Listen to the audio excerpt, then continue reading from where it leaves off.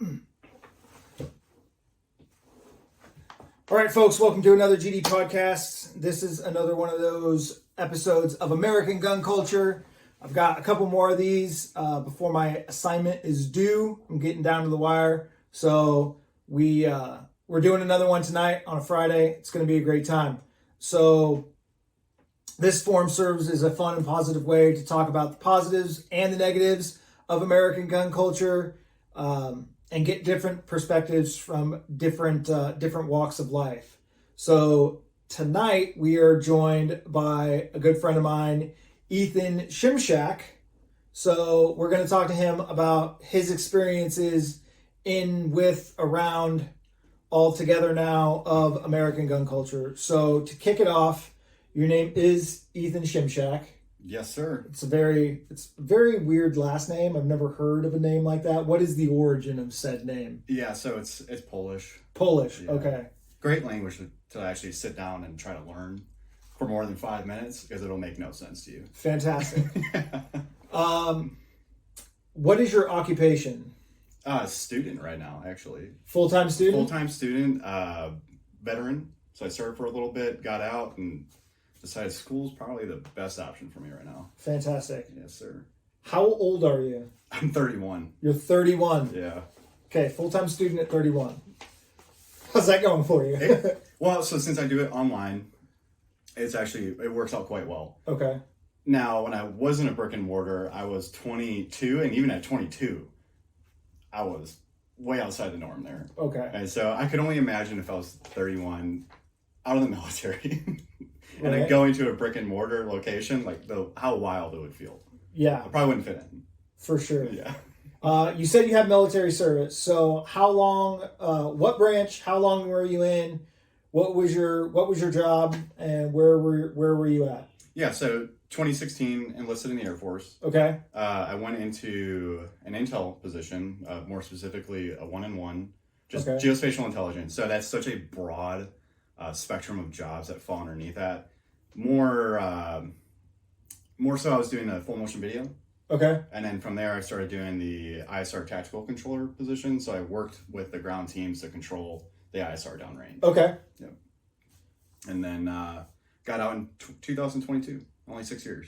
Okay. Yeah. And where were you stationed? All at Hurlburt. All at Hurlburt. Okay. You said you're going to school. Do you have a degree? I will have a degree. You will have a degree. You will. I will. Will it into existence. I'm super excited because it's been 2 years that I've been doing the whole full-time school thing on and off. And so I have that bachelor's of science and international security. International security. You're going to keep the world safe. Absolutely. So he obviously location. He's here with me in Florida. But where are you originally from? Yeah, so grew up in Wisconsin. Wisconsin. Yeah, good old Midwest.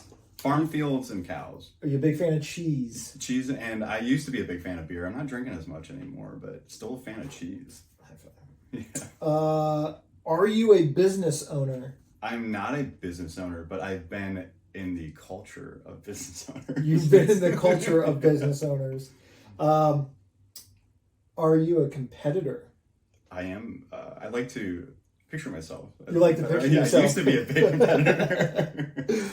So what did you compete in? What was your style? So I've had some guests on here that, compete in the firearms world, but I've had a guest that, hasn't been. She runs half marathons and 5Ks. She's a runner. I've had another guest that is getting into the competitive shooting sports, but did a lot of like bodybuilding and weightlifting competitions. So. Yeah, those people have it difficult. I can't imagine going into the actual physical competition of, for one, running that far. 5 miles and I'm dead. And then doing bodybuilding, my goodness, I give it up to those people because that takes a lot. But for me, it was a firearms competition, 2-gun predominantly. Okay. And started in 2019. So I'm fairly still new in the community. Still new. Yeah, Okay. I have not been doing it all my life. I picked up a gun when I was 5, 6, 7 years old, like a pellet gun. Okay. And my goal was to always be able to hit a can that was like 50 yards away, basically, which for a kid with a pellet gun is a pretty decent shot. And then 2019, I remember going up to good old Altus and seeing you could win trophies. Mm-hmm. Never won a trophy as a kid. And so my goal. Not even a participation? Not even a participation trophy. I played the trumpet, though, and I got a medal for that one. For being in the band. For being in the band. So my biggest goal was to do 2-gun competitions and win a trophy. Were you successful? You could say it. I was successful. Yeah. I think we can both say you're successful. Your trophy room or a room in your house is probably full of trophies. I was gonna say I may or may not have a closet full of trophies. Closet full of hardware. Don't let this Szymczak over here freaking pull the wool over your eyes. He's been very successful at the 2-gun, at the Altus ATAX matches. RPGI as well. Are you competing in the soft match coming up? So that was just this past weekend. Oh, was it? Yeah, so I opted to be match director. I was going to ask you about that. Yeah. And so this is the first year that I have not competed in the soft match with RPGI. Was Brendan upset? Yeah, I haven't talked to him yet about it. Okay. So. It's nice to know some of the same people. We can have these inside jokes. So you are a competitor, and you've been mildly successful. Yeah. Are you a hunter? Actually, no. No. I'm not. Even I grew up all around hunters. Right. Like literally grew up in the midst of everyone that was hunting. Of course, deer up there. Right. Actually, deer up there are massive compared to the ones down here. It's a large German Shepherd down here. Literally, That's the Florida species. Literally. So yeah, no, never got into hunting. Okay. And then age of your first positive firearms experience. That would have been that 5, 6, 7. Okay. Really, the most memorable moment was going to the county fair and doing the 22 games. There's this like little tiny circle you have to shoot out. Okay. And is that with like the pellet, the air compressed pellet ones? Yeah. Like so they you have to like shoot out the star? Yeah. So pretty much something like that. And I always remember the carny would be like, "No, you didn't win," and then he would take it and put it up on the winner board. Nice. Yeah. Nice. But like, look what this kid did, but he didn't. Didn't give him the prize for it. That's how you didn't get your trophy. Yeah, absolutely. So going to the fair as a child and competing for the giant stuffed animal that I did not win. That you never got. Yeah. Okay, so with the opening round questions answered, now we're going to get into the meat and potatoes. So what is your definition of popular culture? Popular culture. So such a big question. Basically, it's what mainstream media, so whether it's Hollywood, and then the big one for us nowadays is TikTok, Instagram a little bit, YouTube, what fad is being pushed on there and what's popular to the mass population, which is ever changing from day to day. Okay, fair enough. So you said TikTok, but do you think, I'm going to ask a follow-up, which I didn't ask other people because I didn't think about it, but if those platforms are pushing a popular activity or a popular thing, do you think that the algorithm actually is showing us what is popular, or is it only showing us what we want to see? I think it's a mixture of the two. So depending on like with TikTok, and this is kind of like the issue with TikTok is that it's Chinese controlled. And so it kind of depends on that platform. But I think on like Instagram, it kind of does a mixture of the both. So I know one of the questions you had asked, I think it was 3-Gun Kenzie, was a company, I'm not going to name it, sexualizing women in the firearms industry. And, you know, porn is such a nuisance on America. And so like with Instagram, like on mine personally, it constantly is showing me basically naked women. Half naked ladies. Yes. And I think it's a mixture of, you know, sometimes it'll show you what you want to see, but I think a lot of the times with big platforms like that, it's going to push what it wants you to see, what you want to get addicted to, basically, is what it's doing. Fair enough. There's actually a new trend out there that's super irritating to me because it's taking advantage of a natural human process women go through. So breastfeeding. Yeah. So they have these supernatural looking fake babies. And they literally just like whip themselves out as if they're going to feed. But they're not. hold it there for a second, and then put a fake plastic baby. Okay, I see. So it's clickbait that goes straight to their adult OnlyFans. Yeah, so it's the workaround for the nudity censorship. Right, because they're not going to censor breastfeeding. Yep. But they're not actually breastfeeding. Yeah. Wild. For some odd reason, it's come up on my page like 2 or 3 times, and I like took a double take, and I was like, "Wait, what?" And I was like, "That's a fake kid." Yeah. Yeah. Oh, that's crazy to me. I haven't seen that one yet. Yeah. So, pop culture, basically, what mainstream media, whether it be social or news, is projecting onto us. Pretty accurate description. What does the Second Amendment mean to you? Our ability to protect ourselves against government, against others, and of course, just the enjoyment of being able to own firearms because we can. Because we are really the only nation that allows total firearm ownership, with the exception of certain NFA items, like which people can still buy full autos and stuff. Right. But yeah, just basically that's a rich man's game. Yeah, it's a rich man's game. As is the firearms community in general. I mean, a lot of it is these days. Yeah, and so no, but the ability to as a citizen of the United States, protect ourselves. Okay. Have you been negatively affected by gun violence? I have not. Yeah. Well, in deployment. Okay. But not stateside. Not stateside. No. Okay.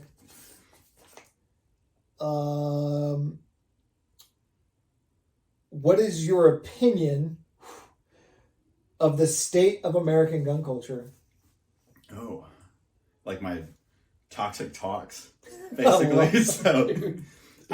It's such a mixture. So it can be such a phenomenal community where people of all different backgrounds can come together, right, and nothing else matters. And then it can also be a breeding ground for toxicity of people that want to bash others, be an elitist, and put others down or gossip behind their back type of thing. So it's such a broad community, and ultimately, like, we need to just come together. And I think in some areas we do. So like the PRS events, the few that I've done are just that. It is such an awesome community where everybody comes together, and then you go to other events or training clinics, and everyone has the biggest ego in the world. And it will be your friend up front and stab you in the back. As soon as you walk away, that guy's a piece of crap. Yeah. I hate him. Yeah, no, quite literally. But ultimately, I think it's a very, I will say it's a positive community.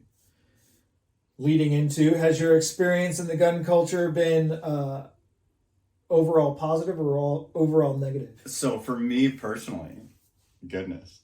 That's a good question. I would like to say positive. I really would. I've made a lot of good friends in the community, and I've learned a lot from various people of different backgrounds and everything. I've had my downsides, negative aspects to it, but overall, all your haters on Instagram. Yeah, literally, the people that just want to hate you because you beat them in a competition, or you beat them in a stupid drill, or whatever it may be, type of thing. Or maybe I get reposted by a big company, and now suddenly people just don't want to like me for some reason. But overall, I will say it's generally been positive. Okay. Yeah. What is the most positive aspect of gun culture? Again, it's the camaraderie, basically, of it. So it's being able to go to the range, and it's kind of similar. I mean, it's like this in other communities, like in the fitness community as well.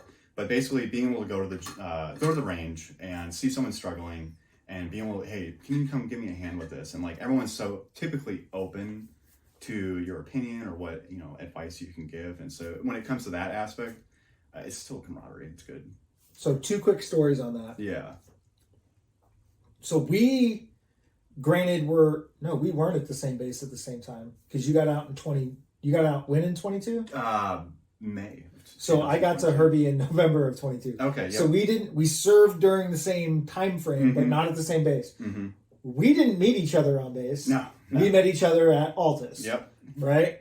So I was there with my AR pistol trying to shoot the IPSC at C2 or whatever, and try and beat Spencer's time. Okay. And you came over, and that was like one of the first interactions I had with you. She's like, "Hey, do you want me to run the timer for you?" And like, I finally hit it, but it never like picked up on the timer. Oh yeah. Right. So, like you just said, "Hey, somebody's struggling at the range. You coming over and trying to help them." Yeah. You literally did that for me. Yeah. And then I would say the camaraderie of the industry. So on one of my last podcasts about the NPA match, the dude Clay showed up with a Remington 700 and 308. Wow.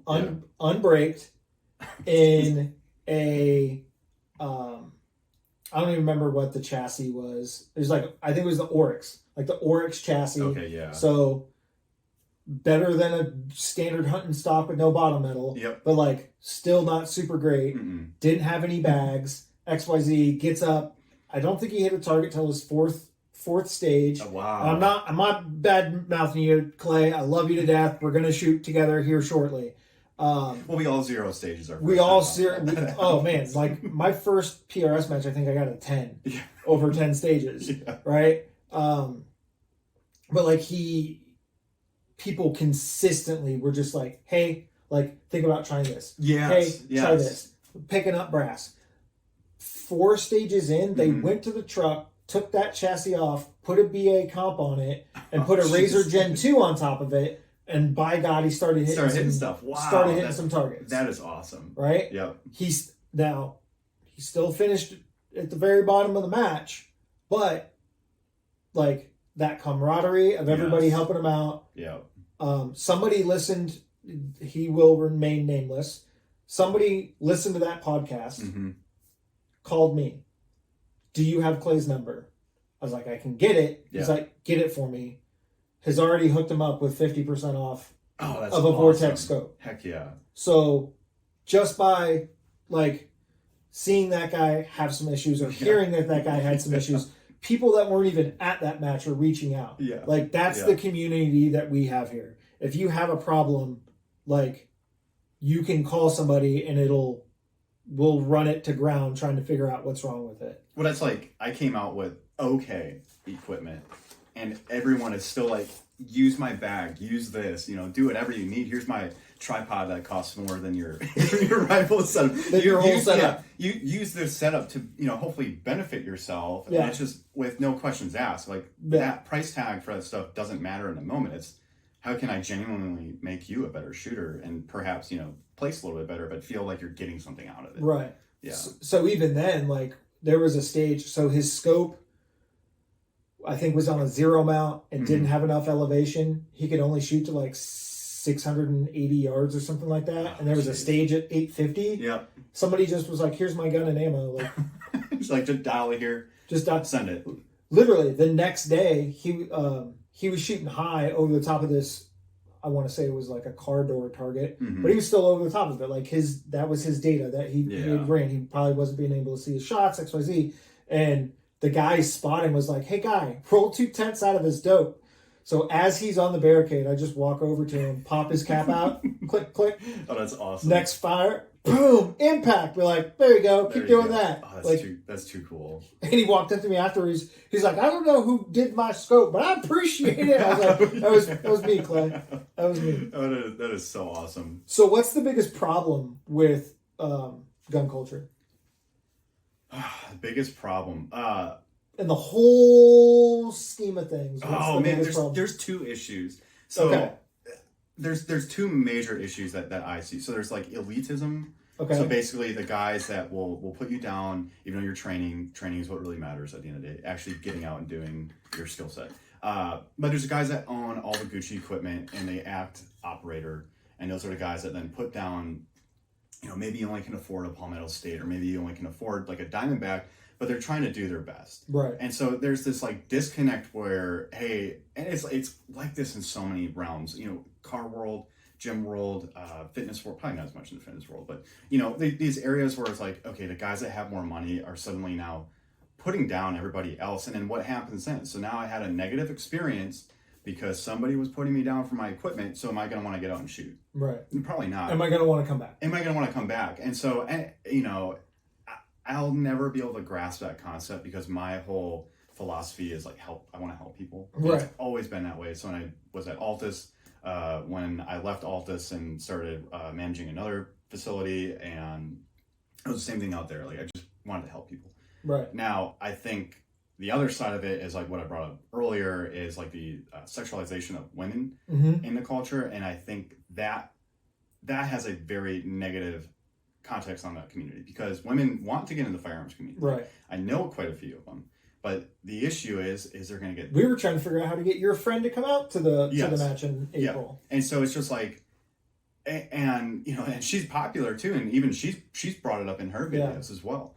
And it's just like, so what do we do for that community? It's like, you can't think of anything because there's companies, I'm not going to name the one company in particular, but it's just like, they push the sexualization of women. Women don't want to get into that, or they don't want to be viewed that way. Right. And it's hard to say which one's more negative on the community. As a grand scheme of things, as a local level, it's the elitism or like cliques and stuff like that. And on a grand scheme level, I think it's the issue of like sexualizing women.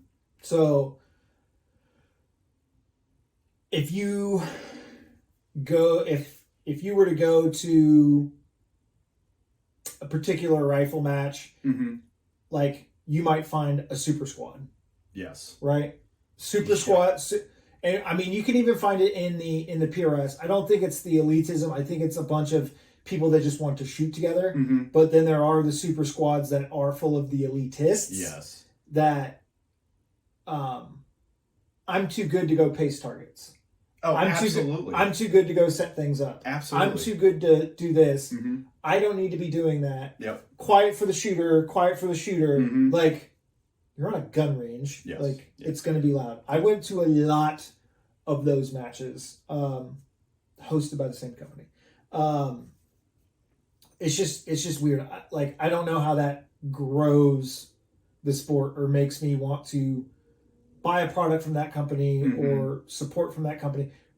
Like the stuff that the guns that they build are super cool and this, that, the other thing, but like, I'm not going to spend my money there. No, correct. Yeah, absolutely. So what is the gun industry doing right? It's again, that's a huge question. Because the gun industry, you have guys like T-Rex. Yep. They're pushing for companies to be more honest and upfront about how they support the 2A.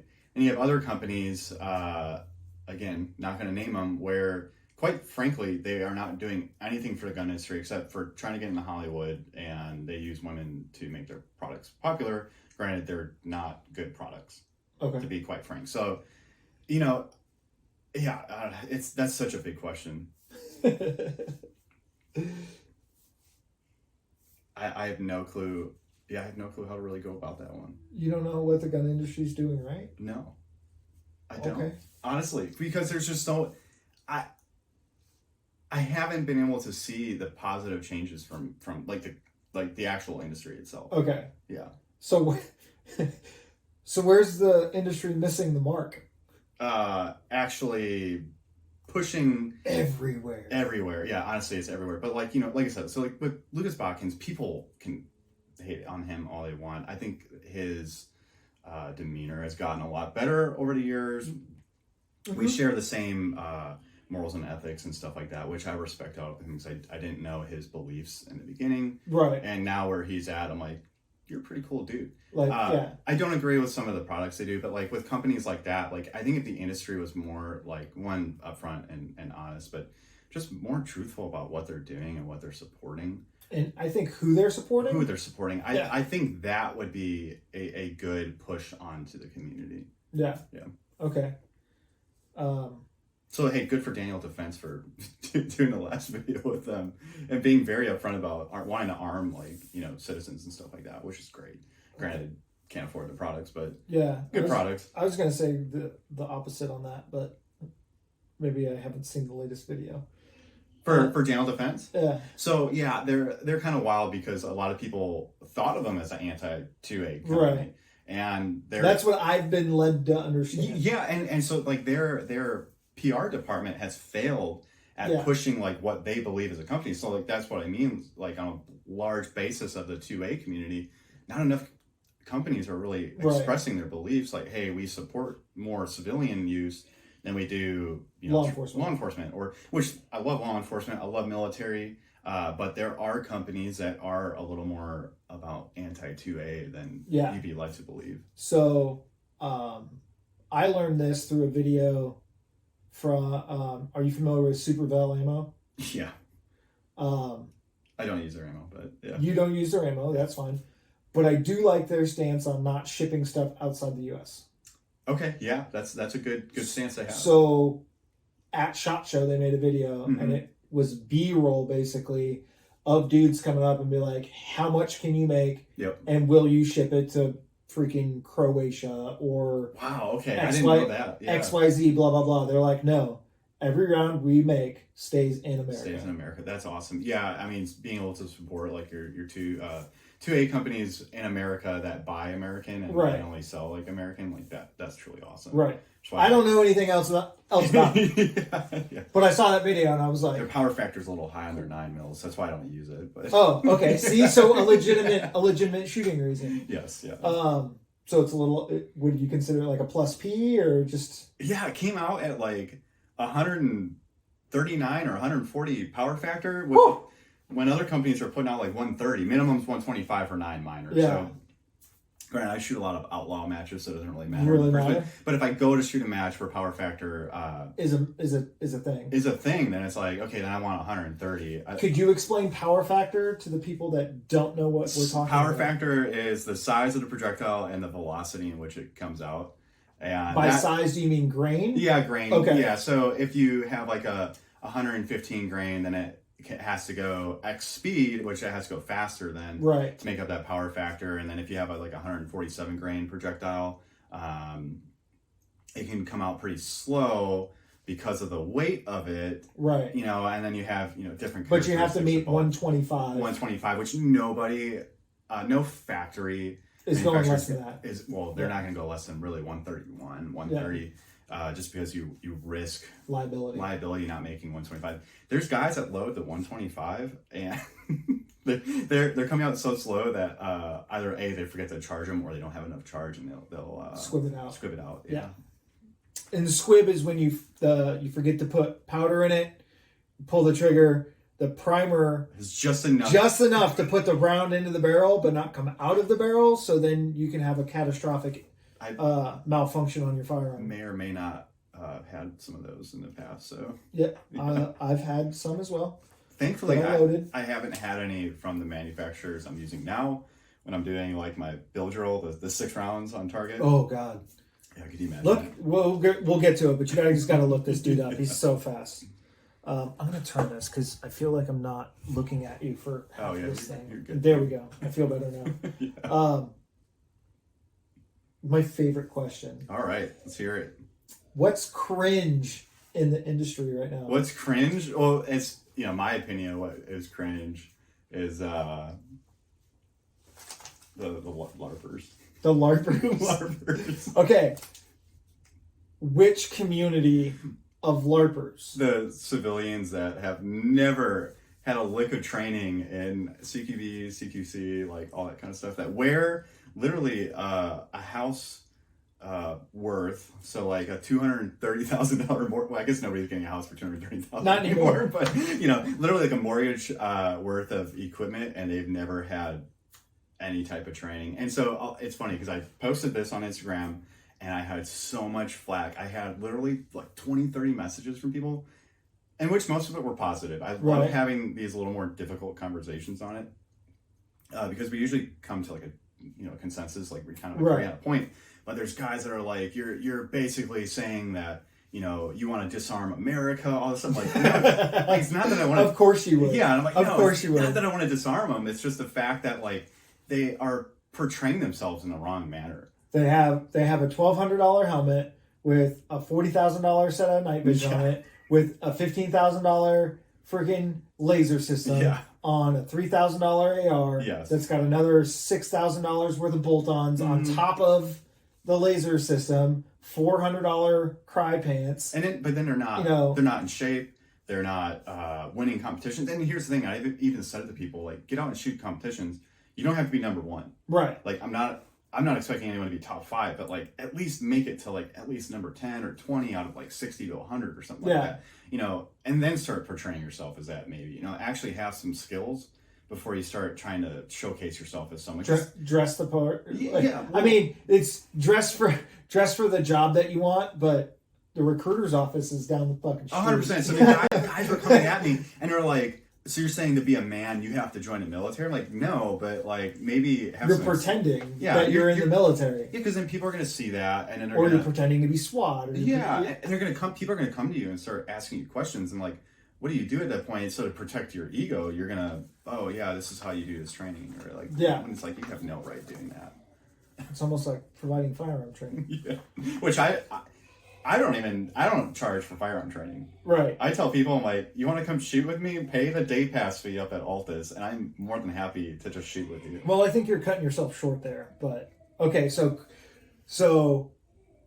is that subculture the LARPers, LARPerators, LARPerators?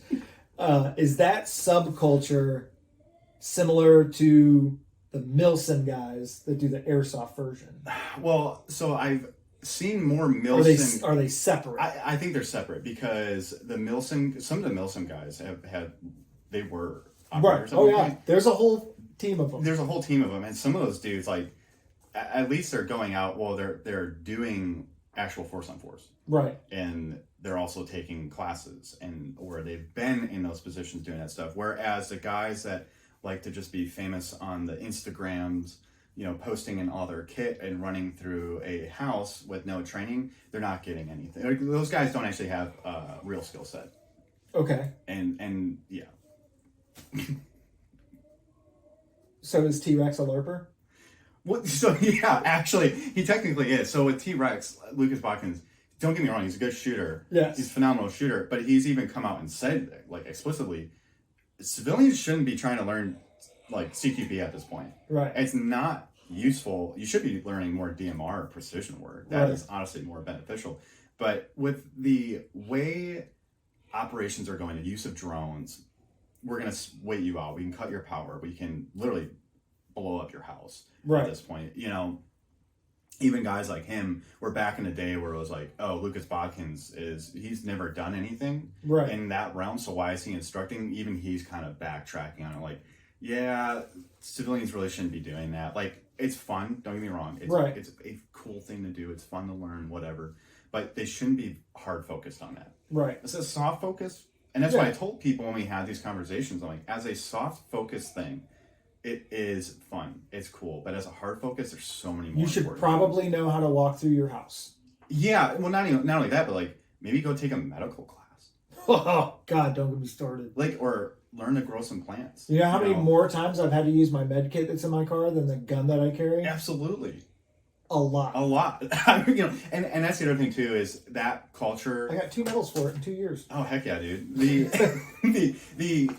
Those guys are glorifying something that is so horrendous, and quite like that, likelihood of happening. Well, 0. Let's be honest here. Like the scenario that they are practicing, the likelihood of happening is 0. Yeah, but like they're okay. So the guys that have never been through warfare. Mm-hmm. Don't understand the horrors of warfare. They don't see that. Yeah. But they glorify it and they think, man, this is we're gonna save the world. This is gonna be awesome. You don't want that. Yeah. No. You do not want that because it's disgusting. It's disturbing. It's not fun. Yeah. It ruins you. It really does. War isn't a good time. War is not a good time. And so if you're in war. If you're in war, yeah. Right. I went to a war zone and had a blast, but I wasn't in war. Yeah, like I saw the dudes coming back from war, exactly, and it did not look like a good time. No, and there's so many repercussions to it. So like something people don't take into consideration right now is like, think about the ISR guys stateside, the drone operators. Like those guys see way more than most operators will see, and then they got to go home to their families. Yeah, like they work a 9 to 5. Yep. And then they go, there's no decompression time. Mm-hmm. There's no Germany DTC. Yeah, no. There's none of that. I just freaking launched 3 Hellfires. Yep. in a shift. Yep. And now I come back and now I'm playing with my kid. Yeah, maybe had a civ cast that I had to deal with, and I'm like, now I'm mentally drained because I feel morally, ethically bad now. Right. So that's where all these LARPerators, they glorify all this stuff, and it's not good for the I got a drone in the closet. I'm a LARPer. Yeah. I LARP with my drone. No, that's you get a payload on a thing, break a window, enter a house, and now you suddenly just destroy their CQB skill set. Dude. Yes. I love it.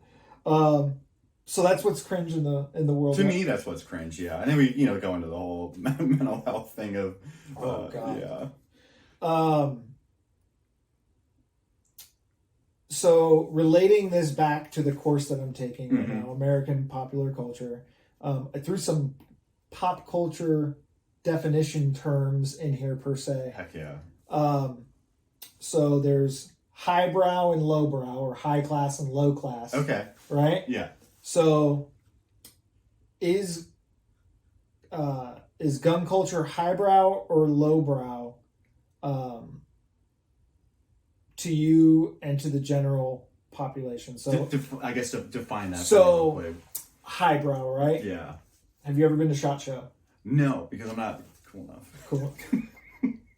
I've been a bunch of times. Way to hurt me in the feels right there. Okay, so have you seen a bunch of the Instagram footage of SHOT Show? Absolutely, it makes me feel bad about myself. Have you ever followed Mo Guns on Instagram? No, I don't think I have. Have you ever seen the video where he takes his hand and runs around SHOT Show and just says touch, touch, Oh gosh, touch no. to everything at SHOT Show? Oh, that's awful. It's so funny though. Yeah. There is a shotgun booth. Mm-hmm. The cheapest shotgun that they have is like $230,000. Well, I thought you were going to say like $5,000. It's like, is that dissonant?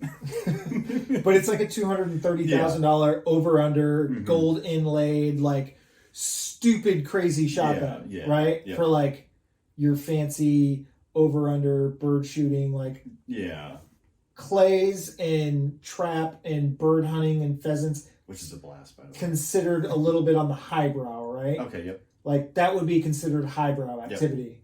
Yep. The dudes that go shoot King of 2 Mile, with their 375 shy tax at like $9 a round, and guns that are 40.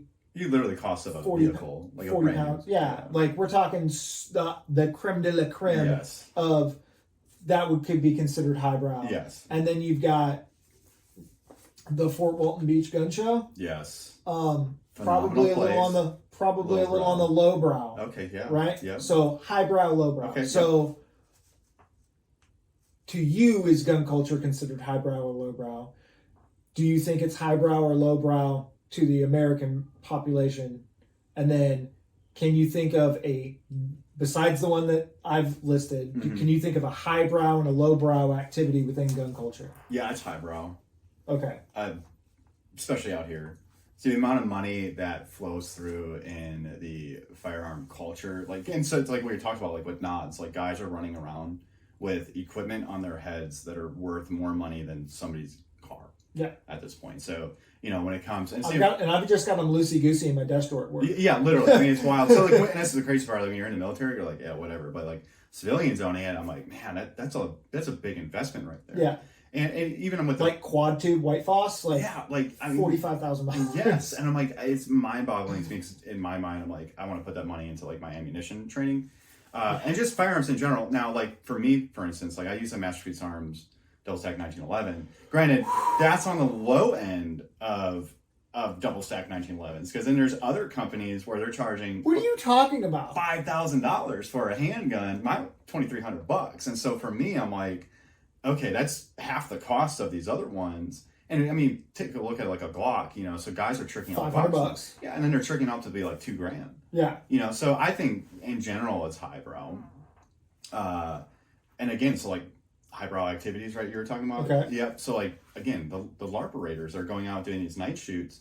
They're literally running around with $50,000 equipment.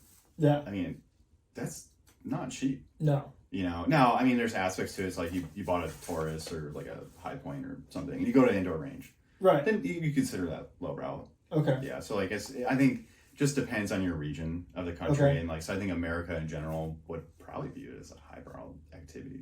You think? You think the average American would be like, hey, do you think this is like a high culture status or a low culture status? Okay, so like as far as culture, and you sit there and you be like, that you say the average gun owner to somebody in America, yeah, who do they think of? Oh, okay. So as far as that way, okay, then I would say lowbrow things. They're gonna think like hillbilly redneck. Okay. Yeah, absolutely. But then, not that I'm trying to steer your no. So like, you guided me on the question a little bit more that time. So like, and which is totally okay, because like thinking about it, you know. So yeah, if I was up in Wisconsin, guys are gonna think of, you know, your hillbillies that are hunting up there. Yep. You know, but down here, this region, like you think of people like they probably are big into it. They probably have a ton of money invested in it. Even if people that aren't really into shooting, like we are, like they still.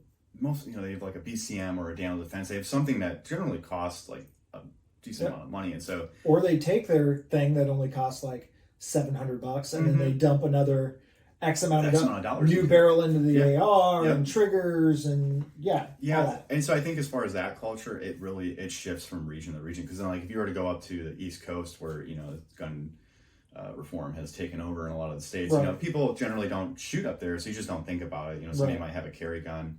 Or something like that. So it just region. Yeah.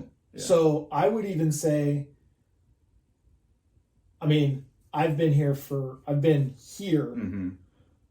long time. I was here for 4 years, from 8 to 12, and then I've been back here since 18. Okay, yeah. So I've been here a lot. Yeah. And even the culture in this area has changed. Yes. So I was here before Altus was ever a thing. Yes. Before K&M. Yep, before K&M. Right?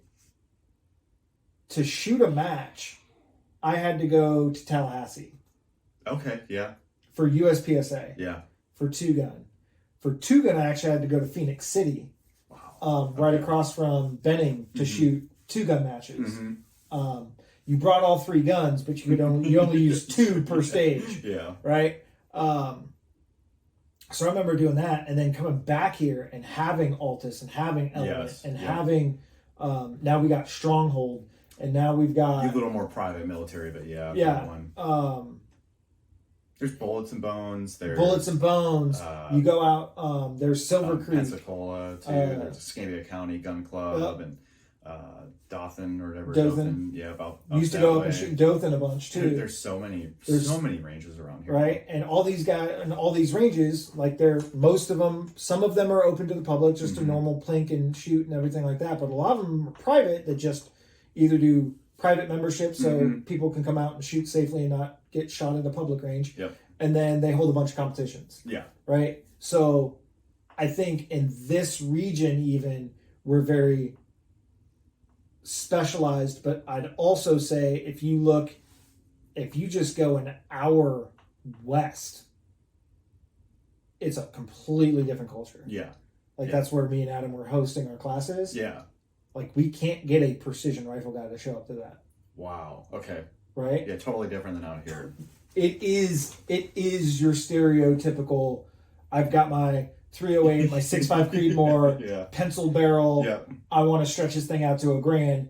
I'm going to try and do it in, 3 shots before my barrel heats up. Yeah. And my group size goes to like a sedan hood. Yeah, I mean, I see them come out this way when they do classes. Yeah, but that's generally speaking. So that's why we're trying to move. Well, plus the dynamics of that range owner that we were going to, trying to get this side maybe to Holt, and maybe see if we can get our class there. Yeah, because I think we'd do a lot better. Yeah. So that's what's highbrow and lowbrow. I like it. I'll have to use that term more. Be like, oh, that's real highbrow. Oh, man. Oh, the dreaded. Does the NRA represent the culture? No. No, it's really. I haven't gotten a yes yet. No, I mean, you never will. So, like, I mean, the NRA doesn't represent me. They definitely have done certain aspects positive for the community because they have such a sheer amount of money. Right. But no, they don't represent it. So, what do you think that the NRA has done positive for the culture overall? As far as positive, so when it comes to like your certifications, putting stuff out there like that, like you could mold that to be a positive outlook. So like, hey, you know, they have a standard in gun safety, they have a standard in range safety, they have a standard in CCW permitting, and like all this stuff. Like, you know, you can say that's positive because it opens more people. Not that I agree with it, but it at least opens more people up to the idea of being able to own firearms and think that, okay, if somebody has this, they must be safe. Okay. Yeah. Okay. Politically, I don't think they do. Yeah, that is not what this podcast is about. Yeah, no. What about the Eddie the Eagle program, the kids youth educational program for firearms? I haven't even heard of that. Oh my Lord! I can only hope that perhaps it's a positive outlook. So it's Eddie the Eagle, mm-hmm. you know, symbol of the NRA, whatever, XYZ. Hey kids, if you find a firearm, don't touch it and go tell an adult. Like that kind of. Okay, I mean, that's good. So it's a positive. Yeah. But like we're not children anymore, so we don't do that. Correct, like our kids maybe, but I think we're smart enough to be able to teach our kids about gun safety. But yeah, like and Three Gun Kenzie brought it up, is like LaPierre like owing $4 million after he embezzled it. Yeah. Like, okay, that's a problem. Mm-hmm. Like, yeah. But yeah, one of the more recent guests, Scott, he kind of said the same thing. Like the permitting and licensing, the kids program kind of things, like those are positives, but overall I don't think it represents the American gun owner anymore. And I think there's other companies and other organizations that are out there that are doing better things. Yeah, I think it's difficult for those other companies to get that foothold into the market and for people to recognize it as a good company or, you know, a large company. And so, like FPC or USCCA or any of these other companies. So you said you haven't been to SHOT Show, but you've seen a bunch of highlight reels and live videos and everything like that from actual SHOT Show. So what are your thoughts on people from other industries coming into the culture to bolster their own personal brand? So define other industries. Like what other industries?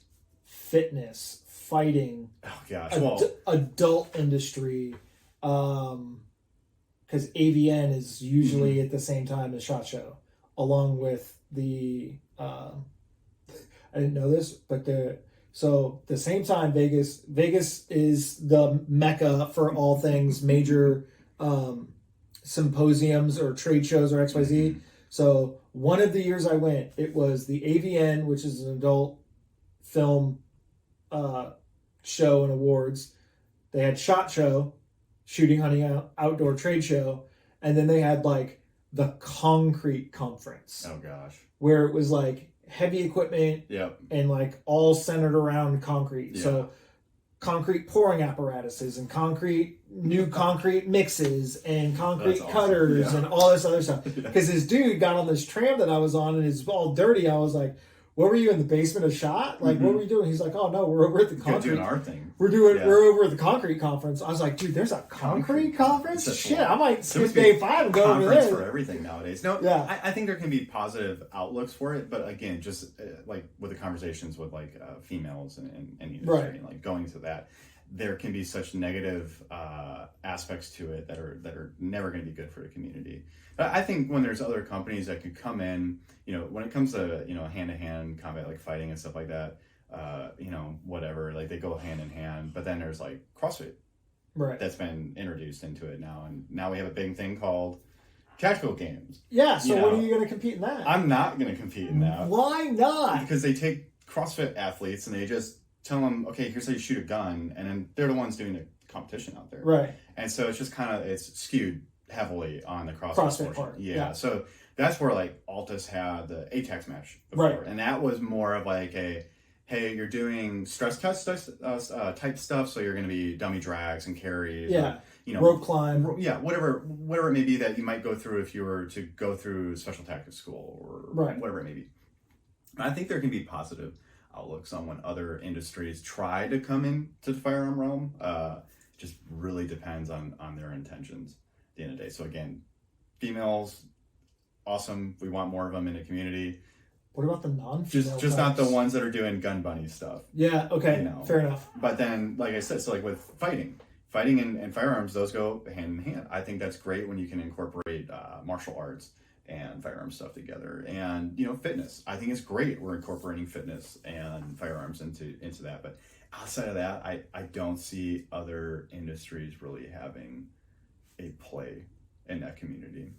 So, and I asked Scott this. I've asked everybody the same questions. Mm-hmm. Everybody's kind of said similar to the same things. Yeah. Right.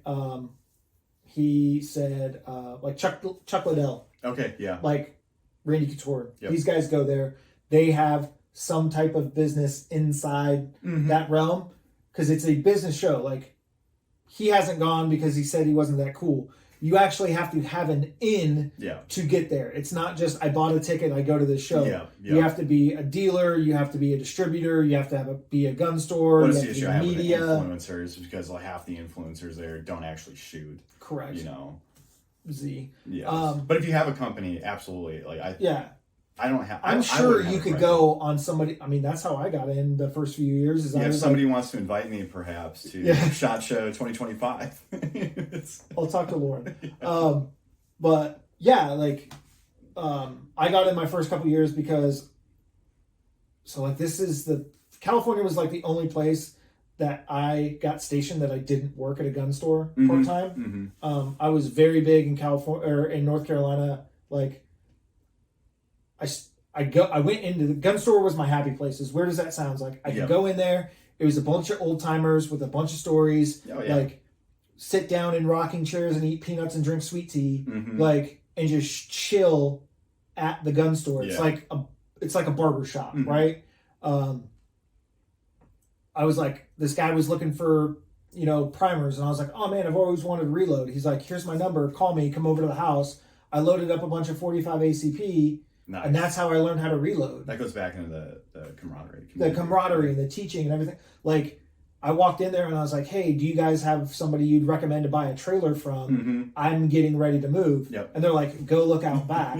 And they have a 6x12 fully enclosed. They just bought off somebody because he needed some money. They're like, yeah, give us what we paid for it, $1,500. Oh, that's awesome. And I got a brand new fully enclosed trailer for $1,500. Yep. Like, these are the things that I love. So I worked there for a bunch of time. I sold a bunch of guns to a bunch of my friends. Obviously did the paperwork and everything else like that. Fun internet world. But before I joined the military, there was a gun store right across the street from the McDonald's that I worked at. And I'd always go over and hang out on my lunch break and bring cheeseburgers. Those dudes ended up bringing me coyote hunting. Oh, that's nice. how I ended up going coyote hunting the first time. Every time I go home, I still go to that gun store and say hi to people. I haven't been to my local gun store in literally a decade. Right. I mean, it's been some time. I didn't get to go back there while I was home last, so it's been 6 years. But the dude that owned that store that ended up selling it, he still calls me, and he's now a distributor for a rifle scope company. Oh, nice. And he's like, hey, dude, he's like, have you heard of these? He's like, if I get one on demo, can I send it to you? Yeah. And this was recently. I was like, oh, nice. Hey man, I don't have a scope affiliation, but I'll throw it on something and I'll test it on some different calibers or whatever, and do whatever. And he's like, cool. Those are those relationships. So here I used to work at Rangers, believe it or not. Nice. When was that? 2009 to 11. Okay, yeah, long before I got here. Yeah. So Sarah used to be married. Yep. I would go with her husband, Virgil, to the gun shows. Yep. And we would do all the gun shows. Oh, that's really cool. They would use my trailer. Yeah. To bring all their stuff to all the gun shows. And like when he would go to Tallahassee or Dothan or whatever, he would just pay me to go with him. Oh, that's cool. And go to the gun shows. Yeah. So, walked in a many a times to that gun store and was like, oh man, that's a Glock 23? I don't have a Glock 23. I'm single and don't have any responsibility. I was like, I want to buy that. Yep. $450 turns into $75 really quick when they're using your trailer. Yes. Right? Yeah. So like, walk in and be like, hey, I need 500 projectiles. And they're like, okay, cool, have a good day. They're like, no, I need to pay. Like, great. I love Sarah to death. Yeah. If you guys are in the Fort Walton area, check out Ranger Firearms off of Hospital and Beale. Yes. Yeah. Still got it. Yeah, so like all this crazy, like everything ties back. Like bring it back to, like you said, people coming into that industry. Like, so that's how you get to SHOT Show, is working for a company. The point of that story, really long-winded, once again, is I called Harlow and I was like, hey man, like I want to go to SHOT. I was like, are you guys going? Can I get on your ticket? Yeah. And he's like, no, we don't go to SHOT Show. He's like, but I'll let you use our FFL to sign up and register. Yeah. He's like, 2 rules: shut your mouth and don't talk to anybody. Yeah. And I was like, fair enough. So you get your little bib with your name on it and everything, company name and the company name. He's like, put something over the company name. I was like, too easy. So I slid my EOD badge, my EOD patch in there, and just it had my name and EOD, blah blah blah, Air Force. So everybody would scan it and they'd be like, Randall's Gun Shop, and I was like, yeah, don't worry about it. Gosh. And then I found out, because I got in a little bit of trouble. If you have a government purchase card, you can sign up to go to SHOT Show too. Yeah, I noticed more and more military. So a lot of dudes. Yeah. So not on the main floors, but the smaller floors, like the law enforcement and military floors. Yeah. Or rooms, like they have tactical electronics, they have EOD gear, they have these companies, this company, this company. They have all those companies. So that's where I hung out most of the time. I didn't need to go upstairs. Yeah, because there's more to it than just the big gun community that like, people like me or people around here would know about. Yeah. They, 100%. They do offer the equipment for military, law enforcement, 3-letter agencies, all that stuff. Because that is the biggest sports show in the community. Yeah. And so like it's the biggest, I wouldn't say retail, but it's the biggest like commercial business show that they have. Because like NRA is to like show off the latest products. Yeah. Not necessarily go there and do the thing. But there's a lot more industry shows coming up. CanCon, like all these other things. I looked at going to CanCon, but it's in like Indiana. I think they try to get that to come out here one year. Yeah. Yeah. Because why would I want to go there? Because I don't know all the content that I put out. Yeah. It's a free trip. So, going back to like people coming in and using it to bolster their own brands. The biggest one that I saw this year would probably, I mean, there's been rappers and like I didn't see any of those this year, but the Liver King made an appearance. Yeah, I briefly saw that. I didn't see anything from it though.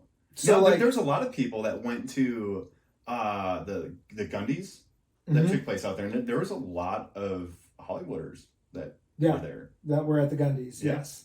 And the Gundies is basically there's a bunch of different categories like photo of the year, video of the year, educator of the year, influencer, most influential male, most influential female. Our friend 3 Gun Kenzie was up for that this year.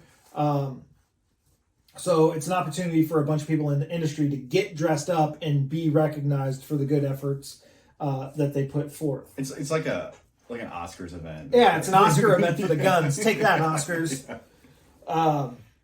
Yeah, so like I saw the Liver King and he went to somebody's booth and he was like talking up somebody's product, and I was like, if I was that company or any company, there's no way I'd let that dude 1,000 feet from my booth. Well, so then, like... Because, like, he is a proven liar. He lied himself. With use of steroid and everything else. I was like, so why would I want him talking about my product? Because now that just puts doubt in the consumer's mind. Now there's people like Post Malone that hooked up with Posty. Yeah, Grand Thumb. You know, so like that was to me that honestly is a good thing for the community. Yeah, I didn't even think about that one. Yeah, that's a big one. Because he's out there LARPing. He's got the vest and the nods and everything else like that. Yeah. So I didn't think about that one. That's pretty funny. Like, oh man, now you're making me question my own thought process here. I love it. Yeah. Next question. There we go.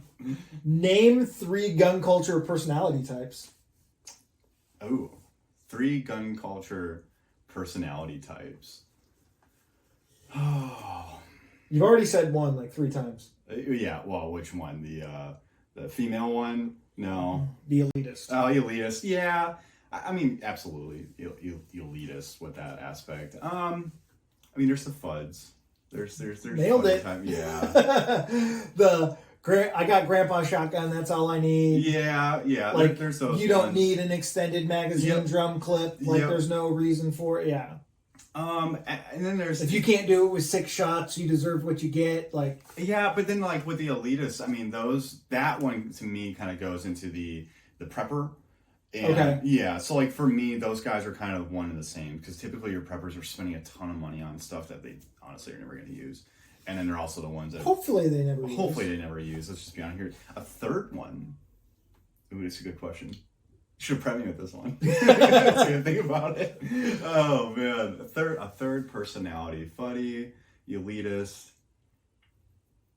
I mean, there's like your tactical Timmy type people, but honestly, tactical Timmy. I mean that should count. Yeah, that can count as one. I mean, for the sake of the little podcast today, I'll say that's one of them. I'd have to come back on that one. So like, and I thought of that because like, for somebody outside of the industry, like, what would you think a personality type was? And we got like the FUD, we got the collector, we got like well, but that's the things like so it kind of depends on the person. Just like regionally, things matter. You know, because your collectors are probably your FUDs, and then just as your elitists are probably in that prepper category, and then your tactical Timmies too. And so kind of just depends on it. But if you're to put it in the grand scheme of things, your FUDs on one spectrum, your elitists on another, and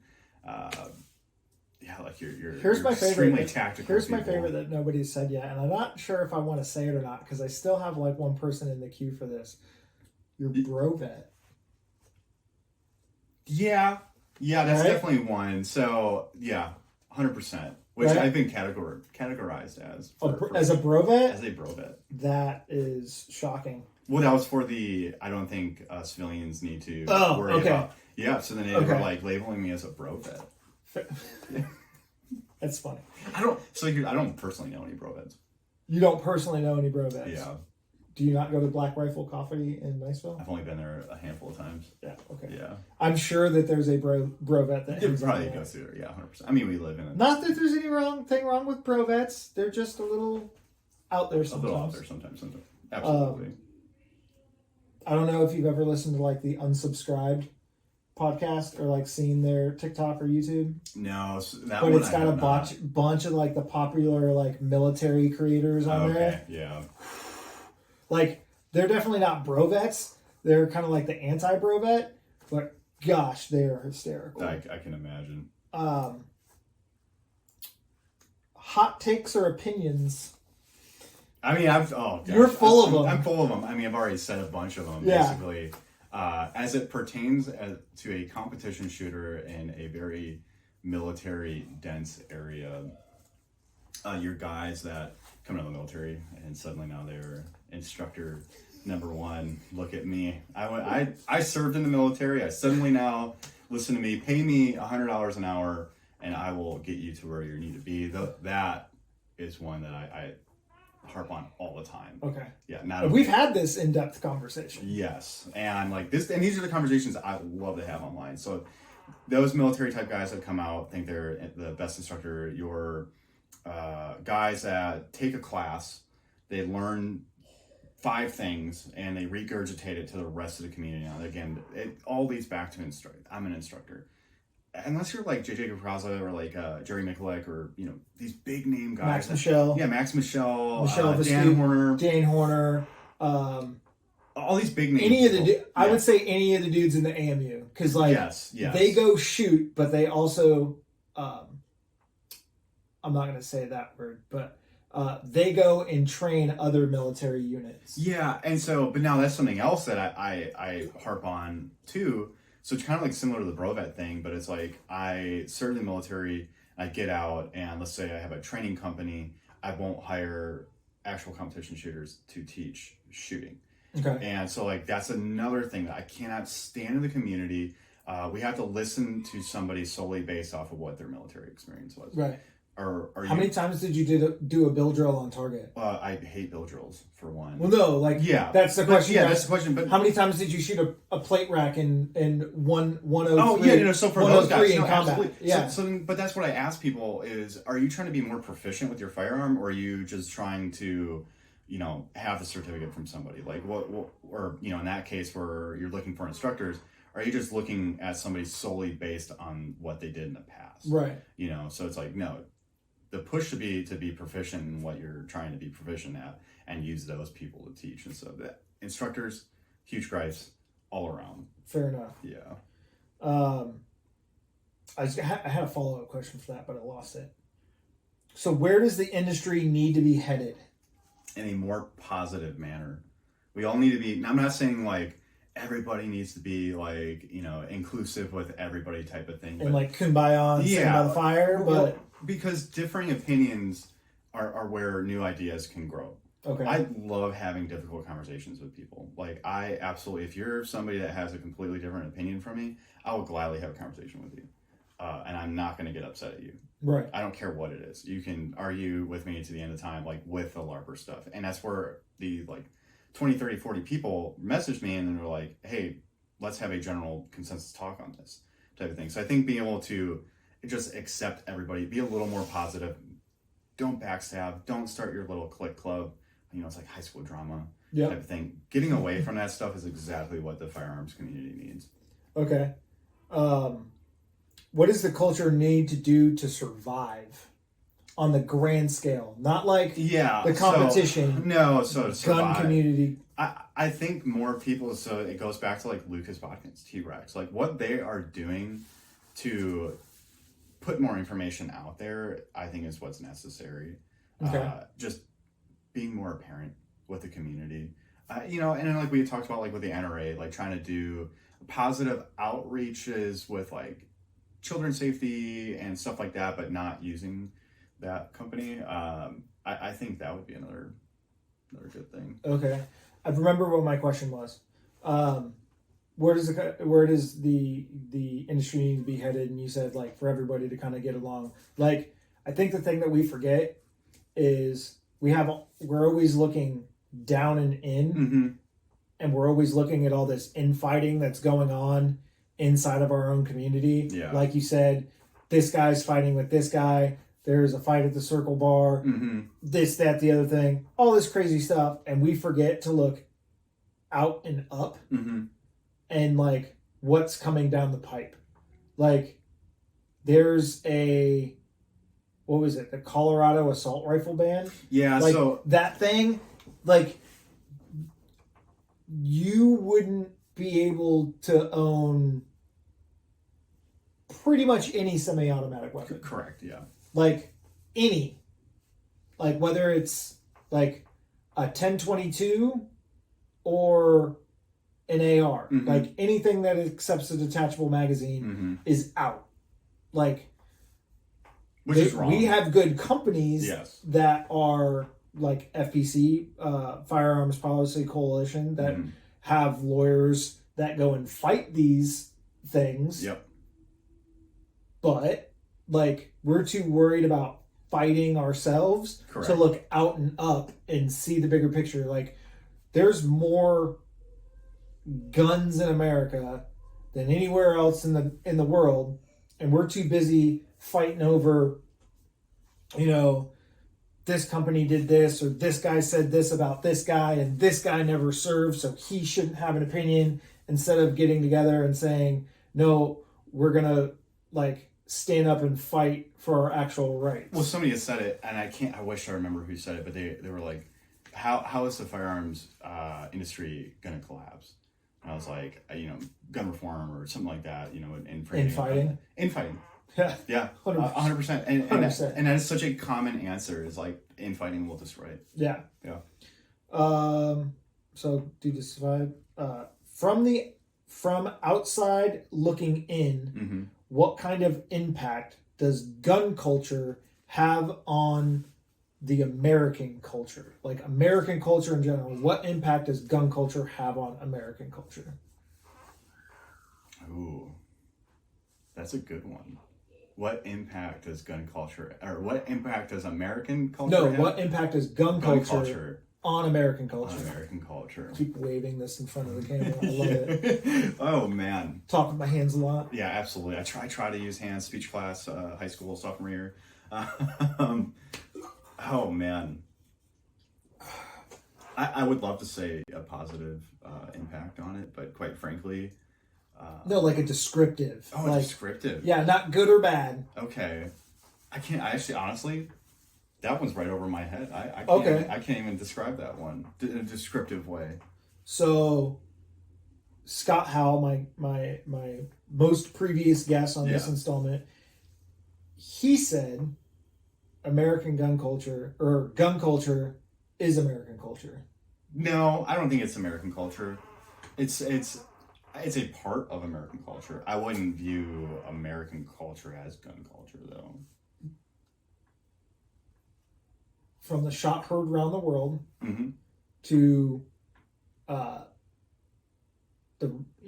Revolutionary War, the Civil War. Yeah, okay. From that aspect, the Peacemaker, yes. The Winchester, having shotgun racks in the back window of your truck in the 70s and 80s. Going to school. But now here's the thing, though. Now with that, deer hunting, Pennsylvania, opening day. Where is every American 13-year-old boy? So from that description, yes. Okay. Unfortunately, I think that has given Americans such a negative look around the world. Which probably. Yes. And so that's why I was trying to think of it like, man, how could I phrase it in a way that would be positive? Unfortunately, I think that is taken as such a negative, like, nowhere you go, stupid Americans, stupid Americans that, stupid Americans that. So unfortunately, I think it is a negative context on American culture. Okay. Not my opinion on the fact. Right. I think it's good. It's good to have that because we are the face of freedom. Right. And it's kind of gone up and down. Though we don't have freedom, we're the face of it. We're the face of it, yeah. But, there are states that have since taken that away from all other citizens. But yeah. No, from that definition, characteristics of it, yeah, I could see that as American culture can be gun culture, right? Yeah. So, like, gun culture. Would that be a way? American culture can be gun culture, but gun culture is not American. Is not America's culture. Okay. That's a fair assessment. Like, so I tried to sit here and, like, at some point, I'm just going to sit here and answer all these questions by myself. Yeah. If I can't get that other guy on here, I just might do that for my fifth and final installment. But like, so what effect does gun culture have on American culture? Okay.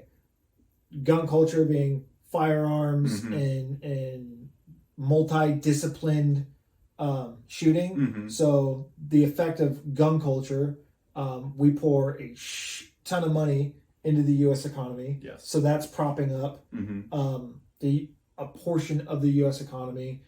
Manufacturing, jobs. Manufacturing, thus affecting American culture. Like, look at any TV. Any TV show.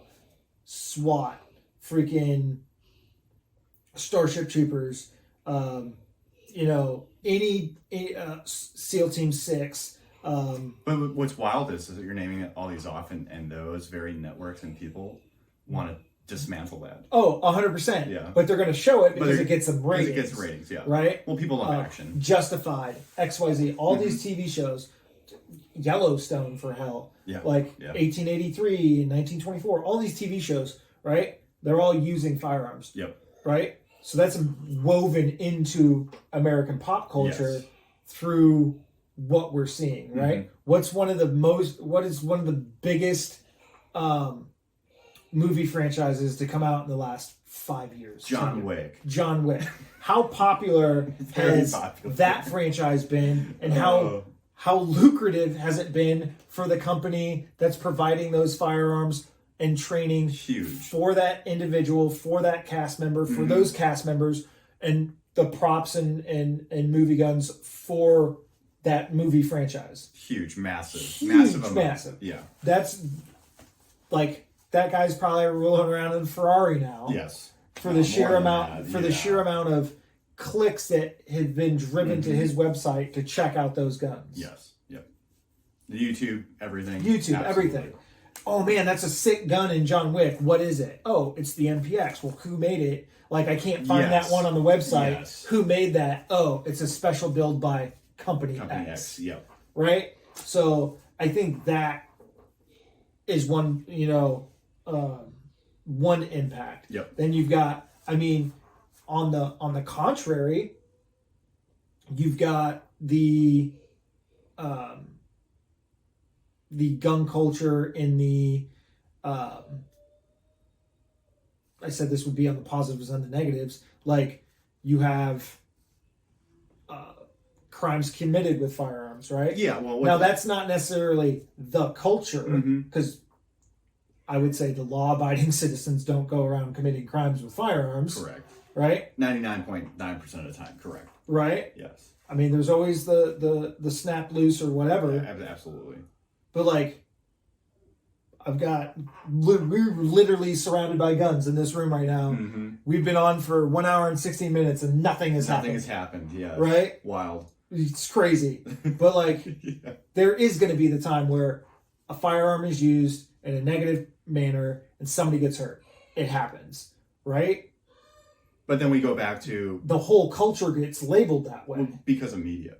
Right. Because of media. So that is an impact, though it's not a positive impact. Yes. It's still being an impact. Absolutely. So I love this meme that's going around. I also use memes as a form of communication. It's a popular means of communication. So it's pop culture reference. Your best friends should be sending you at least 20 memes a day. Yeah. Yeah. Shit, I guess we're not best friends.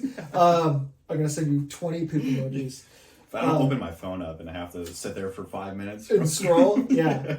So there's a meme going around right now. We just had the Super Bowl. Yes. There was a shooting at the Super Bowl parade. Yeah, right? Kansas City, yep. Kansas City. They are saying they cannot release the names of the individuals involved because they are not 18 years old. Kyle Rittenhouse wasn't 18 years old. Correct. And used a firearm. Do you know that I grew up 20 minutes from there? Really? Yeah. Racine, Wisconsin. See, there you go. Learn something new every day. Right back in Kenosha. I was actually on Were you there? I was there. There I was. No, actually, I was on the phone with my family as that was occurring because I was actually afraid that was going to make its way to Racine. Okay. Yep. So Kyle Rittenhouse engaged in mortal combat. He did. In the wild streets of Kenosha, Wisconsin. Ended up using a firearm to defend himself. Correct. Under the age of 18. Yes. And his name and face was plastered all over the place. Yet these two individuals during this parade shooting can't have their names released because they're not 21 or 18. Not 18, yes. What I would like to say is the media is learning that they shouldn't release this information. But it's probably not because of that reason that they're not putting out that information. Yeah. I like that question. It's a fun question. Yeah, that's quite the question. What do you want people to know? The 17 people that are watching this, and maybe 100 that are listening. What do you want them to know about American gun culture? Is that it can be such a good, positive community full of people that are willing to go beyond everything to make sure that you have what you need, you're learning what you need to learn, and just having this great time, like a PRS event. Right. That is, if I were to tell anybody, go to a PRS event if you're a brand new shooter, and that is what the community truly is like. Okay.